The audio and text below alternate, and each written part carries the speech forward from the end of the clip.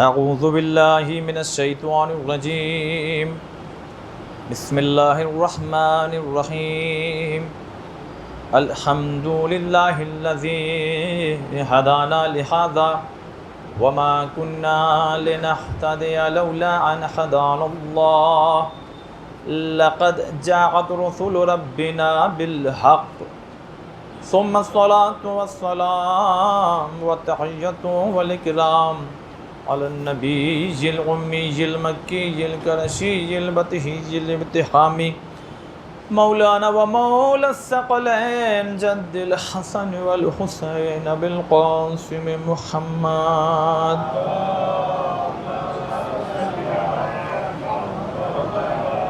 وآله الطيبين الطاهرين المعصومين المظلومين المنتجبين المنتخبين أما بعد فقد قال سبحانه وتعالى في كتابه المجيد وقوله الحق بسم الله الرحمن الرحيم وجاء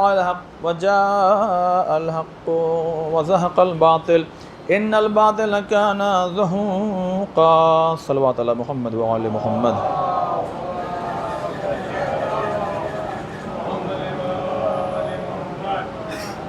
الحمدللہ، اس خدا کا شکر ہے کہ جس نے ہمارا اور آپ کا شمار اہل بیت علیہم الصلاۃ والسلام کے چاہنے والوں میں قرار دیا ہے.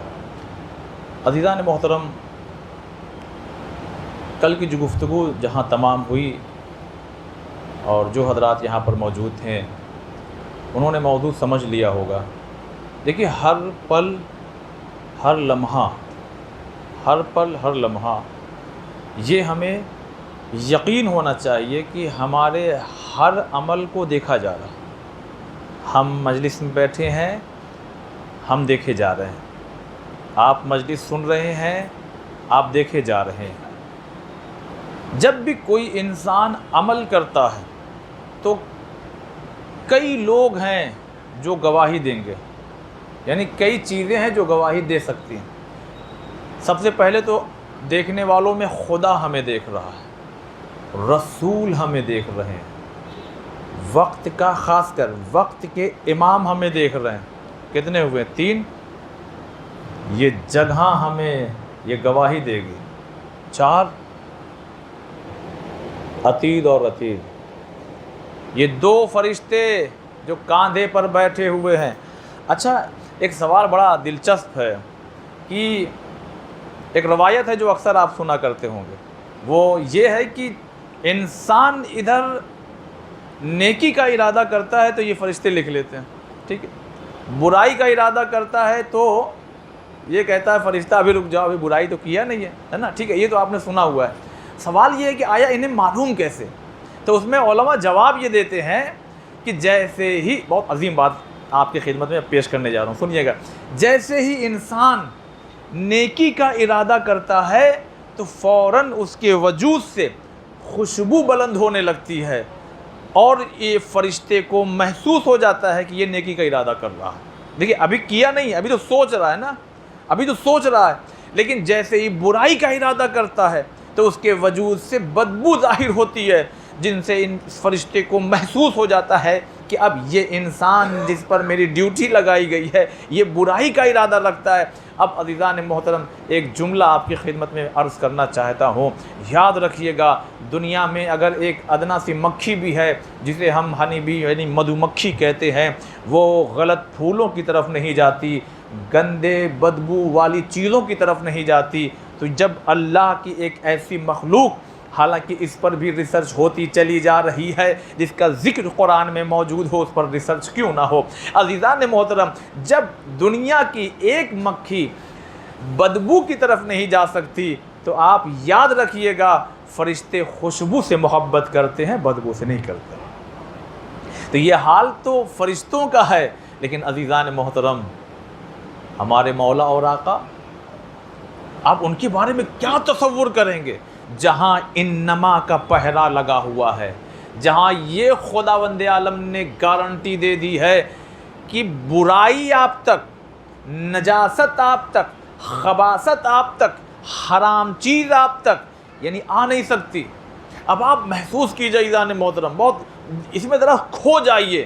ہم اور آپ میں اکثر یہ بات کہا کرتا ہوں کہ سانچہ ہوتا ہے، کچھ حدیثیں، کچھ واقعات وہ کیا ہوتے ہیں؟ فریم ہوتے ہیں، سانچے ہوتے ہیں، اس میں ہم اپنے آپ کو فٹ کریں، چاہے اچھا سانچہ ہو چاہے برا سانچہ ہو، اچھے سانچے میں، اچھے فریم میں اگر ہم فٹ ہو رہے ہیں تو یہ خدا کا شکر ادا کیجئے، اور اگر خدا نخواستہ برے سانچے میں، برے فریم میں ہم فٹ ہو جا رہے ہیں تو پھر یہ غور اور فکر کا مقام ہے۔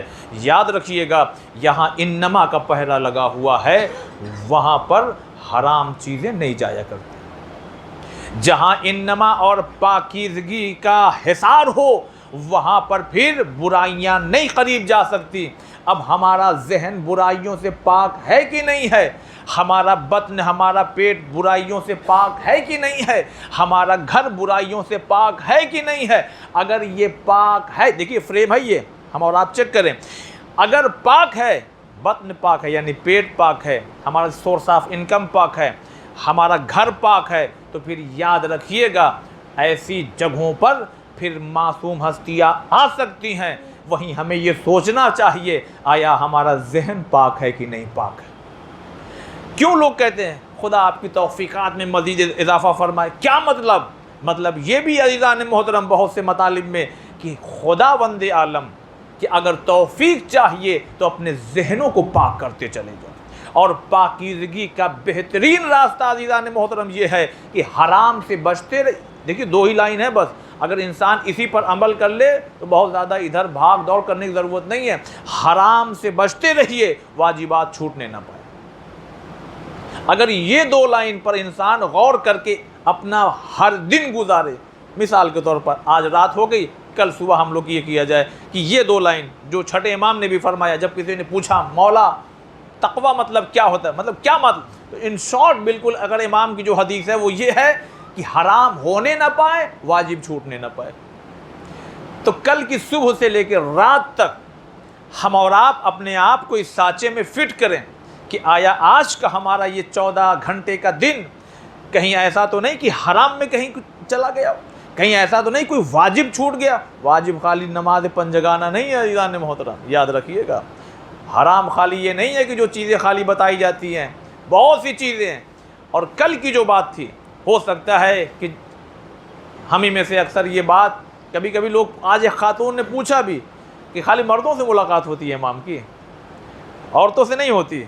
تو ہوتی ہے، آئے گی بات موضوع میں انشاءاللہ تو بیان کریں گے۔ تو کیا خالی علماء سے ملاقات ہوتی ہے؟ خالی خاص لوگوں سے امام کی ملاقات ہوتی ہے؟ امامہ سر پہ ہو، ابا قبا ہو، قوم میں رہنے والا ہو، ہے نجف کا رہنے، تبھی ملاقات ہوگی؟ نہیں۔ یہ دو لائن، حرام سے بچتا ہو، واجب چھوڑتا نہ ہو، تو جانتے پھر کیا ہوتا ہے؟ قفل سازان، بازار جہاں تالے بنائے جاتے ہیں، جہاں تالے بنائے، اس زمانے میں ایک انسان عاشق امام کے نام سے مشہور ہو گیا تھا۔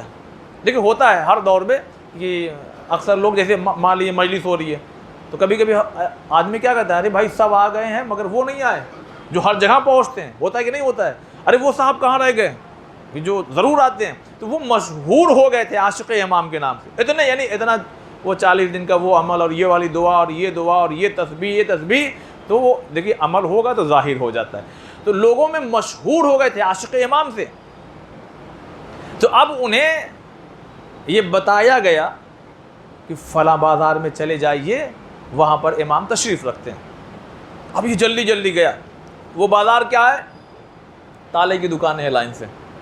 تو دیکھیے انسان جب اپنے آپ کو پاکیزہ کرتا ہے، کہ جیسا ہم نے کل آپ کی خدمت میں عرض کیا تھا کہ وہ پہچان لیتا ہے کہ امام کون ہے۔ لیکن جب یہ پہنچے بازار میں جہاں نشاندہی کی گئی تھی، تو جب یہ پہنچے تو دیکھا کہ ایک تالے کی دکان ہے، دکاندار بیٹھا ہے، اور وہیں پر ایک نورانی شخصیت تشریف رکھتی ہے۔ عزیزان محترم، امام نے، اس نے دور سے سلام کیا، امام نے جواب دے کر کے اشارہ کیا کہ خاموش ہو جاؤ اور آؤ اور دیکھو یہاں کا نظارہ کیا ہے۔ اب یہ دیکھ رہا ہے، واچ کر رہا ہے کہ مطلب ہو کیا رہا ہے، امام نے کیوں کہا کہ یہ دیکھو۔ اتنے ہی دیر میں کیا دیکھا کہ ایک خاتون چلی آ رہی ہیں، توجہ چاہتا ہوں، ایک خاتون چلی آ رہی ہیں، اور جیسے ہی وہ خاتون آئیں انہوں نے ایک تالا بڑھایا آگے، اور بڑھا کے کہا کہ تم اسے کتنے میں خریدو گے؟ تو دکاندار نے تالے کو اٹھایا، اور دیکھیے یہ فریم ہے، یہ سانچہ ہے، آئیے ہم اور آپ اپنے آپ کو فٹ کریں۔ تالے کو اٹھایا اور اٹھانے کے بعد کہتا ہے کہ اگر آپ مجھے 2 شاہی دے دیں، جیسے ڈالر ہوتا ہے نا، روپے ہوتا ہے، ویسے شاہی بھی ایک کرنسی ہے، کیا اگر 2 شاہی آپ مجھے دے دیں، مثال کے طور پر مثال دے دیتا ہوں، چلیے اچھا، اگر آپ مجھے 20 روپے دے دیں تو میں اسے بنا دوں گا، اور اگر یہ بن جائے گا نا تو 10 روپے کا بکے گا، یعنی میں ہی خرید لوں گا، اور اگر آپ نہیں یوں ہی بیچنا چاہتی ہیں تو اس کی قیمت 8 شاہی ہے۔ بہت غور سے دکاندار کو دیکھا، جانتے ہیں دیکھنے کے بعد کیا کہا؟ مذاق کر رہے ہو ہم سے؟ اب وہ دکاندار مومن آدمی چونک کے کہا نہیں نہیں میں مذاق نہیں کر رہا ہوں۔ مذاق نہیں تو اور پھر کیا ہے؟ کہا مگر آپ کہہ کیوں نہیں ایسا؟ کہا پورے مارکیٹ میں یعنی جتنی دکانیں تالے والی تھیں، کہا پورے مارکیٹ میں ہر دکان سے ہوتے ہوئے یہاں تک پہنچی ہوں، کوئی مجھے 2 شاہی سے اوپر 3 شاہی دینے کے لیے تیار نہیں ہے، یعنی کوئی مجھے 20 روپے سے اوپر دینے کے لیے تیار نہیں ہے، اور تم کہہ رہے ہو کہ 80 روپے دے دیں گے؟ مذاق کر رہے ہو مجھ سے، مجھ بوڑھی عورت سے؟ ضرورت مند ہو گئی ہوں تبھی تو تالا بیچ رہی ہوں۔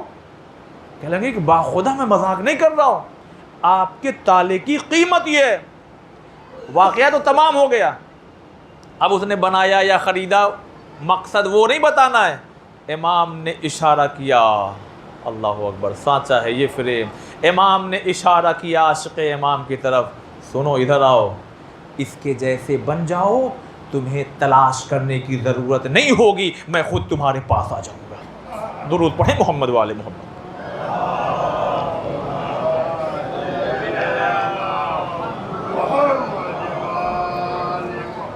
عزیزان محترم، ہر چیز کے سمٹمز ہوتے ہیں، جان لیجئے گا، خالی بیماری کے نہیں ہوتے ہیں۔ جب ان باتوں کو سننے کے بعد بدن ہل سا جائے ایک دم اندر سے، تو سمجھ لینا کہ ابھی ٹھیک ہے معاملہ، ابھی آپ اور ہم بالکل ٹھیک ہیں۔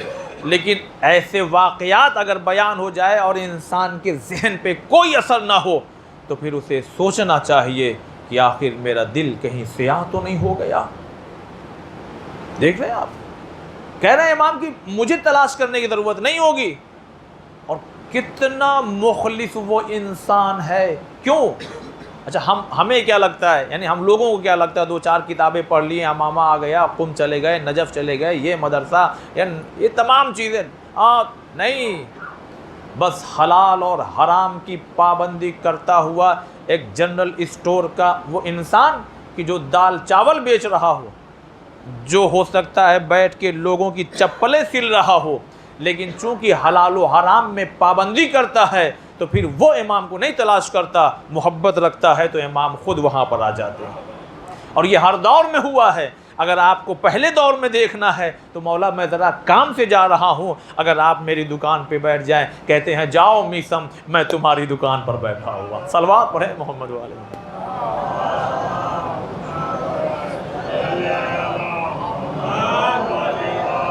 اب آپ سوچئے، بہت بڑا مال نہیں ہے، بہت بڑا جنرل اسٹور نہیں جناب میسم کا، ایک چھوٹی سی شاید کوئی گمتی رہی ہو، یا ہو سکتا ہے کہ زمین پر ہی بیٹھ کر کے ایک تشت رہا ہو جس میں کھجورے لے کر کے بیٹھے ہوئے ہیں۔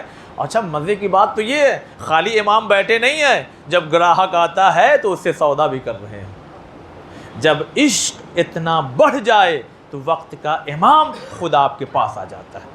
اب خواتین کے پاس کیسے ہے، یہ انشاءاللہ دھیرے دھیرے یہ باتیں آتی رہیں گی، لیکن چونکہ ہم نے آپ سے وعدہ کیا تھا کہ ڈیلی جو ہے ایک شخصیت کی بھی یعنی ذکر کریں گے، میں آپ کی خدمت میں ایک بہت عظیم نام ہے، بہت عظیم نام ہے، جانتے ہیں وہ کیا؟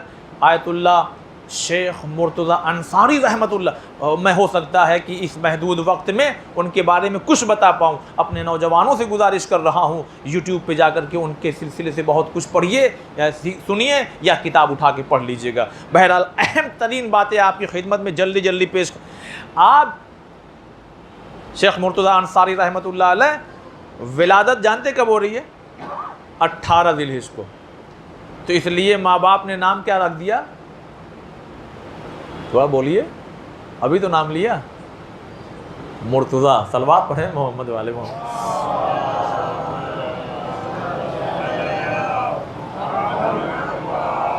18 ذی الحجہ کو ولادت ہوئی تو مرتضیٰ نام رکھ دیا گیا، اور سن 1214 ہجری، 12 14 18 مرتضیٰ۔ کیا دیکھیں کیا مبارک ہے، اور ایسا ہی نہیں ہو جاتا، یہ ساری چیزیں ایک جگہ اکٹھا نہیں ہوتی. جیسا کہ ہم نے کل آپ کی خدمت میں عرض کیا تھا، جب کئی نسلیں کام کرتی ہیں تب دنیا کو ایک ایسی مقدس ہستی ملتی ہے. کئی نسلیں، ایک دو نہیں، کئی نسلیں کام کرتی ہے تب دنیا کو کوئی ہیرا ملتا ہے. 1214 ہجری میں ولادت ہو رہی ہے 18 ذیلحج کو، اور آپ کا حسب و نسب جا کر کے ملتا ہے جناب جابر بن عبداللہ انصاری، اسی لیے آپ کا نام مرتضیٰ اور آپ کا سر نیم کیا ہوا؟ انصاری. اب آپ یہ شخصیت محسوس کیجئے. جب یہ 20 سال کے، اسٹارٹنگ میں اپنے والد سے سب چیزیں پڑھی، 20 سال کے ہوئے تو نجف پہنچے، ایران سے نجف پہنچے. جب نجف پہنچے تو اس زمانے کے جو علامہ، اس وقت بھی ذہن میں نام یاد نہیں آ رہا، انہوں نے، چونکہ ان کے والد بھی عالم تھے، تو عالم ظاہر سی بات ہے ڈاکٹر سے ملاقات کرتا، اور لوگوں سے بھی خاص اپنے ڈاکٹر، تو عالم کے پاس گئے، نجف کے پہنچے ہوئے عالم تھے. انہوں نے انہیں دیکھا، یعنی ان کے بیٹے یعنی مرتضیٰ انصاری رحمۃ اللہ علیہ کو.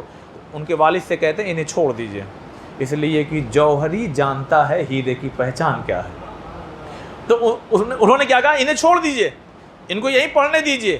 بس عزیزان محترم، بہت جلدی پڑھتے ہوئے 5 سال کے اندر اس درجے پر پہنچ گئے کہ اس کلاس میں آپ جانے لگے کہ جہاں پر بحث ہوتی ہے کتابوں کو ہٹا کر کے، جیسا کہ میں نے کل آپ کی خدمت میں ذکر کیا تھا. اچھا، مزے کی بات یہ دیکھیے، درجہ اجتہاد پر ہیں، تقلید ہو رہی ہے، اور کہا گیا تقریباً 1000 کی تعداد بھی کراس ہو جاتی تھی ان کی کلاس میں. جب شیخ مرتضیٰ انصاری رحمۃ اللہ علیہ ٹیچ کرتے تھے، پڑھاتے تھے، درس دیتے تھے، تو ان کے کلاس میں 1000 کی تعداد پار ہو جاتی تھی.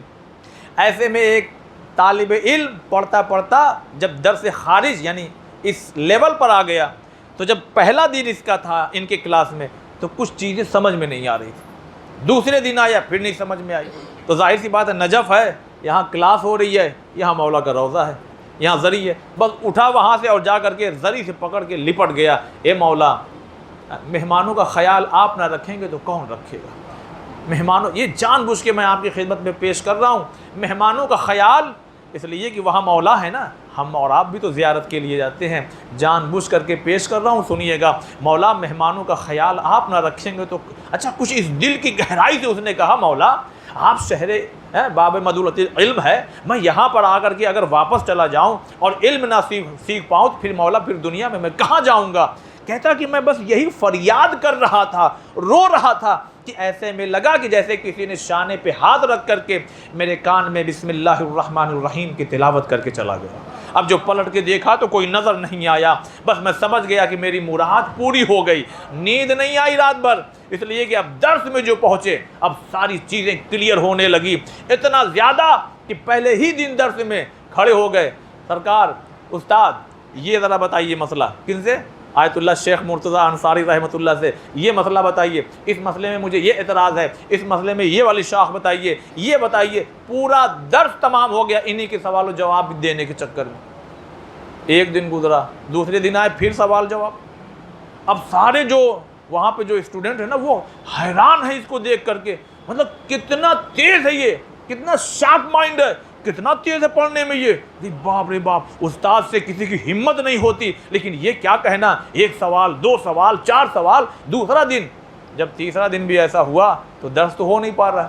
بھائی مان لیجئے، ہم کہتے ہیں چلیے 1000 نہیں 500 مان لیجئے، 500 اسٹوڈنٹ بیٹھے ہوئے ہیں، ان کا ظاہری طور پر اگر دیکھا جائے تو آگے نہیں بڑھ پا رہے، سوال جواب ہو رہا ہے. تو جب تیسرا دن آیا یا چوتھا دن ایسے ہی کچھ ہے، تو ایک مرتبہ شیخ مرتضیٰ انصاری رحمۃ اللہ علیہ اترتے تھے اور یوں ہی بیک سائڈ سے جیسے یہ راستہ چلے جاتے تھے.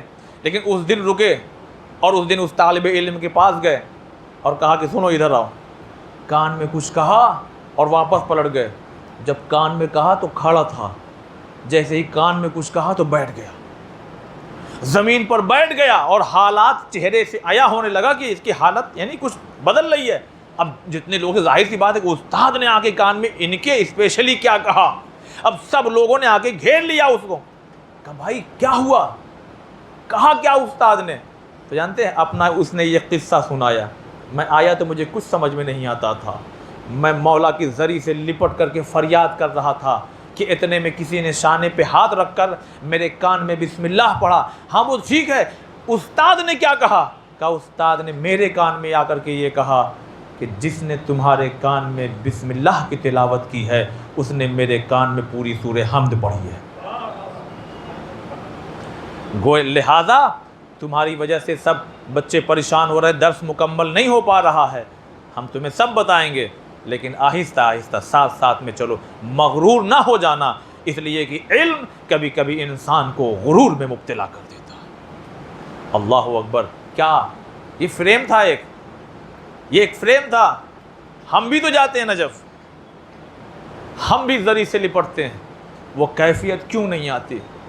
یہ اپنے گریبان میں جھانکنا پڑے گا، علماء کو پڑھنا پڑے گا، کتابوں کو دیکھنا پڑے گا ہم نے کیا کھایا ہے، ہمارا سورس کیا ہے، ہم نے زندگی کیسے گزاری، ذہنی طور پر ہم پاک اور صاف ہیں کہ نہیں، اس لیے کہ یہاں انما کا پہرا لگا ہوا ہے. ہم بھی تو جاتے ہیں نہ جانے کتنی مرادیں ہیں جو کہتے ہیں پیش کرتے ہیں مولا کی خدمت میں، کچھ ہو جاتی ہیں، اس لیے شاید ہو جاتی ہیں. ہمارا مہمان آیا ہے، بہت سی باتیں کہہ کے گیا ہے، لیکن عزیزان محترم، بس میں جلدی اور آپ کی باتوں خدمت میں کچھ باتوں کو عرض کروں.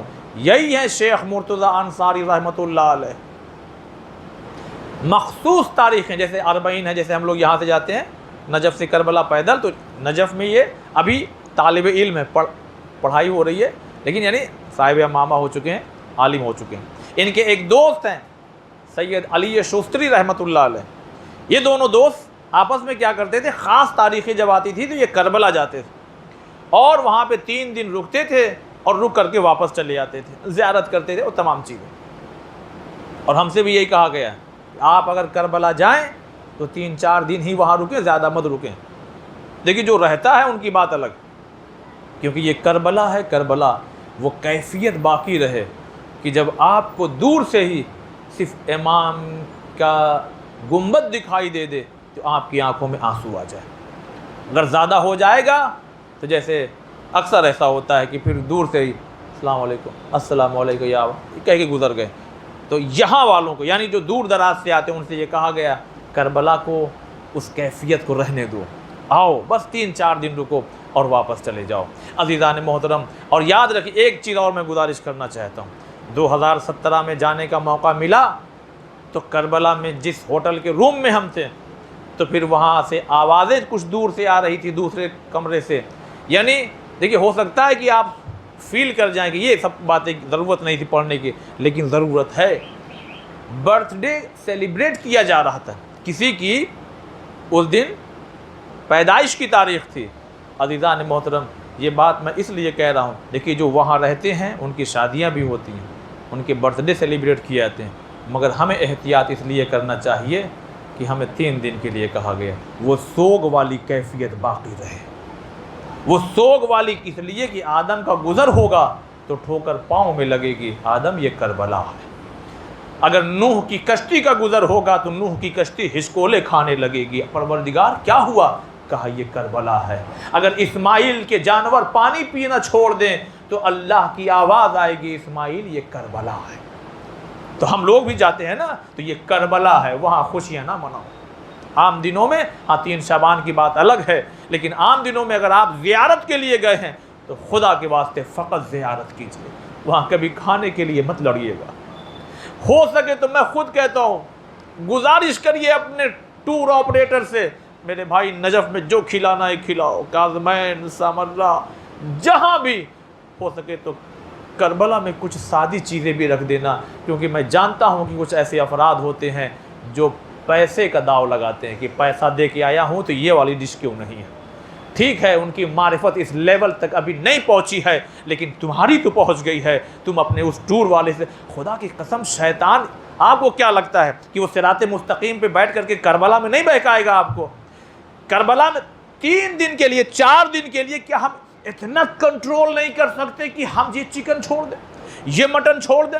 ارے ہم اس کی بارگاہ میں آئے ہیں کہ جس کی بارگاہ میں آنے کے لیے ہمارے چھٹے امام کی کامل الزیارات میں حدیث ہے صاف، جہاں امام کا لہجہ تو دیکھیے، اگزامپل دے کے حدیث بیان کر رہے ہیں. کیا تم میں کوئی ایسا ہے جو اپنے باپ کی قبر پہ جائے اور حلوہ اور مرغن لے کر کے جائے؟ تو جب پوچھا گیا مولا یہ کیا مطلب، کہا ہم نے سنا ہے کہ ہمارے جد حسین کی قبر پہ لوگ رنگ برنگے کھانے لے کر کے آتے ہیں۔ اللہ اکبر، کربلا ہے، کربلا رہنے دیجیے، موضوع میں بات آ گئی لہذا ہم نے آپ کی خدمت میں پیش کر دیا۔ کربلا، کربلا، وہ پورا پیٹ نہ بھریے، تھوڑا سی پیاس کی شدت لگے تو کم سے کم وہاں یہ کیفیت محسوس ہو کہ ہم کربلا میں۔ وقت تمام ہو گیا، اس سلسلے کو آگے ہم بڑھا دیں گے۔ عزیزان محترم، کربلا میں جب جائیے، اچھا ایک بات میں آپ کی خدمت میں عرض کروں، یہاں جتنے لوگ بیٹھے ہیں میں سمجھتا ہوں کہ الحمدللہ یہ خدا کا شکر ادا کیجئے، اللہ نے خاص کرم کیا ہے۔ بہت سے ایسے علاقے ہیں جہاں زائرین بہت ہیں۔ شب عاشور، روز عاشور، کیا کیفیت ہوتی ہے مصائب سن کر کے ہماری اور آپ کی، عجیب کیفیت ہو جاتی ہے نا۔ جانتے ہیں حضرت عباس کا جہاں لقب سقا ہے، باب الحوائج ہے، باب المراد ہے، وہیں حضرت عباس کا ایک لقب ہے باب کربلا، اور ایک لقب ہے باب الحسین، یعنی حسین کا دروازہ عباس۔ اسی لیے خیمہ گاہ میں جائیے جب زیارت کے لیے تو سب سے پہلے اگر کسی کا خیمہ بتایا جاتا ہے تو وہ حضرت عباس کا بتایا جاتا ہے۔ اور یہ جو کہا گیا باب کربلا، کربلا کا دروازہ عباس، تو جو کیفیت شب عاشور اور روز عاشور اور عصر عاشور اور شام غریبہ، کبھی کبھی تو یہ بھی خبر آتی ہے فلاں صاحب غش کھا کے گر گئے، فلاں خاتون غش کھا کے گر گئی غم حسین میں روتے ہوئے، تو سوال یہ کرتا ہوں عزیزان محترم، زری کو پکڑ کے وہ کیفیت کیوں نہیں آتی؟ وہیں بازو میں آپ دیکھیے ریڈ لائٹ جلتی رہتی ہے، کیا ہے یہ؟ کہا یہی تو ہے وہ قتل گاہ حسین جہاں حسین کو قتل کیا گیا تھا۔ تو ہم روتے تو ہیں مگر وہ کیفیت نہیں پیدا ہوتی۔ جانتے جب علماء سے پوچھا گیا انہوں نے بیان کیا، جانتے ہو جب بھی کوئی زائر حدود کربلا میں خدا کی قسم استقبال کیجئے اور گریہ کر لیجئے، جب حدود کربلا میں کوئی زائر اپنا پہلا قدم رکھتا ہے تو کوئی اور استقبال نہیں کرتا، حضرت عباس آتے۔ جزاکم اللہ، جزاکم اللہ، خدا ان آوازوں پہ اپنی رحمت کو نازل فرمائے۔ اے میری ماں بہنوں، اے حضرات مومنین، کوئی اور استقبال نہیں کرتا، حضرت عباس کرتے ہیں، حضرت عباس۔ اور جانتے ہیں میرے مولا حسین کیا کہہ کے بھیجتے ہیں؟ عباس، عباس دیکھو ایک میرا زائر آ رہا ہے، دیکھو اس کے قریب جاؤ، اور جانے کے بعد نا بس پہلا دیکھیے پہلی کرامت تو یہی ہو جاتی ہے کہ بس اس کے دل کو بس اتنا ذرا سا سخت کر دو کہ وہ آئے، گریہ کرے، روئے، لیکن اتنا نہ روئے کہ یہی مر جائے، اس لیے کہ اب میں یہ نہیں چاہتا اب کسی کی بہن مدینے میں انتظار کرتی رہ جائے جیسے سغرا انتظار کرتی رہ گئی۔ اسی لیے شاید علماء بیان کرتے شاید یہی وجہ ہے کہ انسان، ورنہ آپ بتائیے قتل گاہ حسینی کو دیکھے اور انسان واپس پلٹ کر کے آ جائے، اس پتھر کو دیکھے کہ جس پہ آج بھی خون حسین لگا ہوا ہے، اور اس کو دیکھ کر کے کوئی عزادار واپس آ جائے، ارے وہ زری جہاں امام حسین کا جسد آدھار ہے اس کو دیکھے اور واپس آ جائے، کہا عباس جاؤ میرا ظاہر آ رہا ہے۔ جزاکم اللہ، خدا ان آوازوں پہ اپنی رحمت کو نازل فرمائے۔ اے عباس جاؤ میرا ظاہر آ رہا ہے۔ بس اے عزادارِ مظلوم کربلا، خدا کرے کہ ہم تمام لوگوں کو جلد سے جلد کربلا کی زیارت نصیب ہو۔ اب بات آ ہی گئی، میں نے نہیں سوچا تھا یہ مصائب پڑھوں گا، لیکن جب بات آ ہی گئی ہے تو وہ حضرات جو پہلی دفعہ جب کربلا گئے ہوں گے، میں ان سے کہہ رہا ہوں، جب پہلی دفعہ کربلا ہوٹل میں سامان رکھا، جلدی جلدی غسل کرتا ہے اور وہ کہتا ہے کتنے بجے جانا ہے، کتنے بجے جانا ہے؟ تو ایک مرتبہ آپریٹر کہتا 10 بجے نکلا جائے گا۔ اب جب وہ 10 بجے نکلا تو بس اسی میں کیفیت میں رہتا ہے، جلدی سے مولا حسین تک پہنچ جاؤں، جلدی سے مولا حسین تک پہنچ جاؤں، حرم میں پہنچ جاؤں۔ بس ایک مرتبہ عالم کہتا کہاں جا رہے ہو، کہاں جا رہے ہو؟ کہا آپ ہی تو کہہ رہے یہ مولا حسین کا ہے۔ کہا نہیں وہاں نہیں، پہلے چلو حضرت عباس کے پہلے چلو حضرت عباس کے روضے پر۔ کیوں آگا حضرت عباس کے روضے پہ کیوں؟ کہا اس لیے کہ عباس حسین کے دروازے کا نام ہے، اسی لیے اسی مقام پہ جو حضرات جا چکے میں ان سے کہتا ہوں اسی مقام پہ یہ باب الحوائج کا روضہ، وہیں پر اذن دخول بھی پڑھتے ہیں ہم نا، کیا کہتے ہیں ادخلوا یا مولا، اے مولا کیا اجازت ہے؟ تو اب علماء یہاں تشریح کرتے ہیں اس جملے کی، کہتے ہیں کہ اگر یہ جملہ پڑھتے پڑھتے آنکھوں میں آنسو آ جائے تو سمجھ لینا کہ حسین کے عباس نے اجازت دے دی۔ جزاکم اللہ. بس 2-3 منٹ کے اور مصائب. عزادار نے مظلوم کربلا کون؟ عباس. وہ عباس جو حسین کی ڈھارس کا نام ہے. بس ایک مرتبہ بس دو جملے پڑھ دیتا ہوں. حضرت عباس جب گرے ہیں نا تو امام حسین نے یہی جملہ کہا، عباس ارے تمہارے مرنے نے میری کمر توڑ دی. جب سرحانے پہنچے تو حالت یہ ہے کہ ایک مرتبہ ایک آنکھ میں تیر لگا ہے. اچھا یہ تیر کیسے لگ گیا جانتے ہیں؟ یہاں تھا مشکیزہ. میں مصائب سمجھا کے پڑھنے کا عادی ہوں. اے عزاداروں، حضرت عباس گئے ہیں دریا میں، مشکیزے کو بھرا ہے اور یہ شانہ قلم ہوئے. داہنا شانہ میں پڑھنا آسان ہے، آپ ذرا محسوس کیجئے گا. بایاں شانہ قلم ہوا، وفاداری کو سلام کیجئے. نہ جانے کیسے عباس نے اسی اثنا میں مشکیزے کو دانت میں دبا لیا. اب یہ دانت میں دبایا تو مشکیزہ کہاں ہے؟ شکم اور سینے کے قریب میں ہے. بتایا جاتا ہے کہ تقریباً 4000 تیر انداز اپنے اپنے تیروں کو لے کر کے آگے بڑھے. بس ایک مرتبہ ایک جملہ میں پیش کرتا ہوں. ذکر تو 2 ہی تیر کا ہوتا ہے، میں کہتا ہوں بقیہ تیر کہاں گئے؟ ایک مشکیزے میں لگا، ایک آنکھ میں لگا. ارے میں کہتا ہوں عباس کا سینہ تیروں سے چھلنی ہو گیا.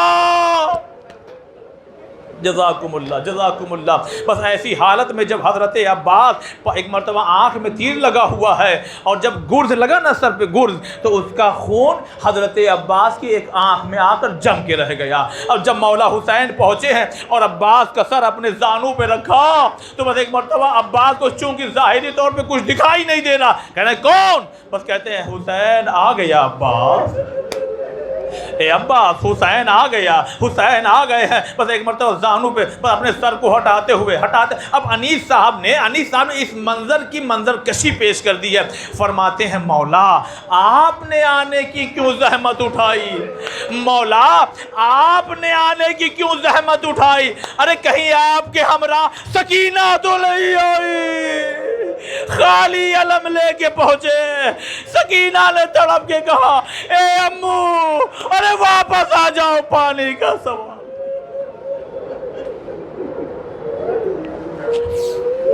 انا للہ و انا الیہ راجعون. الا لعنۃ اللہ علی القوم الظالمین. خدایا ہماری اس مختصر سی عبادت کو قبول فرما، پریشان حال کی پریشانیوں کو دور فرما.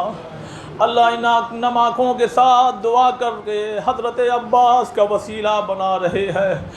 خدایا ہمیں جلد سے جلد کربلا کی زیارت نصیب فرما، بار بار اس در پہ جانے کی توفیق عنایت فرما. خدایا ہمیں حج اور عمرہ کرنے کی توفیق عنایت فرما. خدایا ہمیں رزق حلال کمانے کی توفیق عنایت فرما، اور رزق حلال کمائیں تو اسے ذاہ حسین میں خرچ کرنے کی توفیق عنایت فرما. پروردگارہ ہماری یہ مختصر سی ادا نم آنکھوں کے ساتھ بیٹھے ہوئے تو کہتا ہے اب مجھے پروردگار، تو کہتا ہے دو آنسوؤں کے ساتھ پکار تو صحیح. آنسو تو بہت ہے مگر غم حسین میں بہے آنسوؤں کی قیمت الگ ہے. خدایا اس حالت میں تجھ سے کہتا ہوں پروردگار ہم تمام لوگوں کی گناہ کبیرہ اور صغیرہ کو معاف فرما. ہم تمام لوگوں کے جو مرحومین گزر گئے ہیں ان کی بھی گناہوں کو معاف فرما، ان کے درجات کو بلند فرما. خدایا ہمیں دنیا میں ہر چیز دکھائی دے رہی ہے مگر نہیں دکھائی دے رہی ہے تو حضرت یوسف، حضرت زہرا کے یوسف نہیں دکھائی دے رہے ہیں، یعنی امام حجت نہیں دکھائی دے رہے. خدایا امام حجت کے ظہور میں تعجیل فرما اور ہم تمام لوگوں کو ان کے ناصر و مددگار میں شمار فرما. ماتم حسین.